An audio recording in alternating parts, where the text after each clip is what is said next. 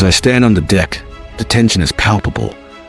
A shadow looms on the horizon, an unidentified ship, and we know what that means. Our crew springs into action. Binoculars are raised, scanning the vessel for any signs of intent. This isn't just any ship. It could be a Chinese spy vessel, equipped with cutting-edge technology designed to intercept our communications and gather intelligence. I can feel the adrenaline coursing through my veins as we attempt to establish contact. The captain is receiving updates, weighing our options, and preparing defensive measures. Every second counts. We're on high alert, ready to respond to any threat.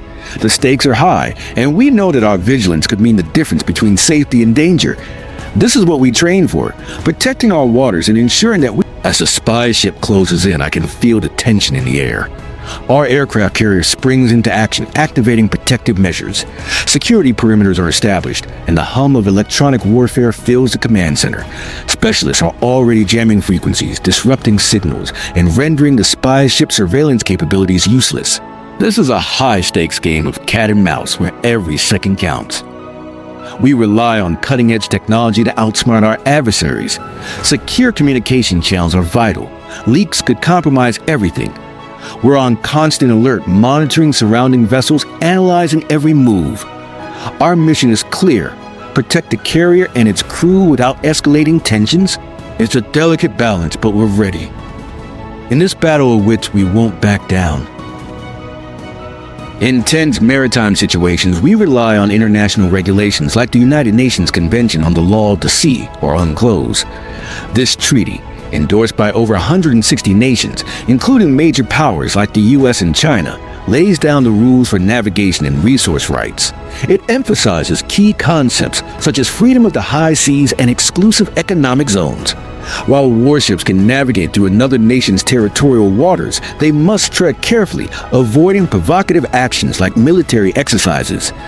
Yet, in contested areas like the South China Sea, these rules face serious challenges. China's assertive claims and the presence of spy ships have escalated tensions, sparking concerns among neighboring countries and the global community.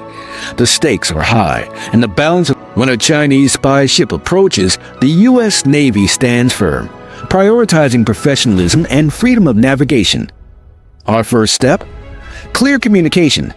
We send a direct message: this is a U.S. Navy vessel conducting routine operations in international waters. Please maintain a safe distance. This isn't just protocol. It's about minimizing misunderstandings and ensuring transparency. Safety is our top priority. We maintain a safe distance, carefully monitoring the spy ship's movements while gathering intelligence, all within the framework of international law. Our disciplined response sends a strong signal: the U.S. will not yield to coercion. These encounters in the South China Sea are far from isolated. They symbolize a fierce strategic rivalry that shapes global trade and geopolitics. China asserts its claims over vast areas, often disregarding the objections of neighboring nations and international law. In response, the U.S. has ramped up its military presence, deploying advanced naval assets like aircraft carriers and submarines to ensure freedom of navigation. This situation is a high-stakes balancing act. The U.S. is committed to maintaining stability, while China is determined to reinforce its territorial claims. Even minor confrontations can escalate quickly, making this region a potential flashpoint. The stakes are high, and the world is watching closely as these two powers navigate this complex and volatile landscape. The stakes are incredibly high in the South China Sea. This isn't just a body of water, it's a vital trade route that facilitates 1/3 of global crude oil shipments. Imagine the chaos if tensions escalate. Supply chains could be disrupted, costs would skyrocket, and the entire region could be thrown into turmoil. On top of that, both sides are armed with advanced weaponry, heightening the risk of accidental clashes that could spiral into full-blown conflicts. Coastal nations find themselves in a precarious position, caught between two superpowers, pressured to choose sides. This not only threatens their long-term partnerships, but also regional stability. The implications are profound, and the world is watching closely.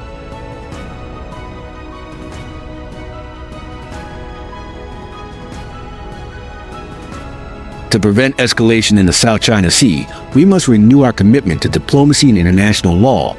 Establishing open communication channels between the U.S. and China is vital.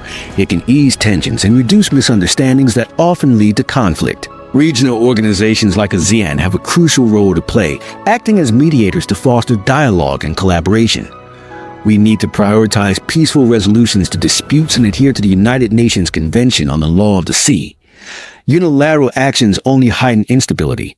The future of the Indo-Pacific region hinges on our ability to navigate these challenges together, ensuring that the South China Sea is a critical flashpoint for U.S.-China relations, where territorial claims and military maneuvers create a tense atmosphere.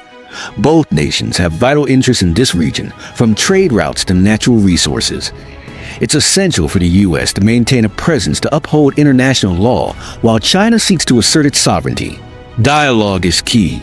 Both sides must engage in open communication to address their differences. Confidence-building measures like joint maritime exercises or environmental cooperation could pave the way for a more stable relationship. Ultimately, finding common ground is crucial for peace and stability in this vital region. What do you think?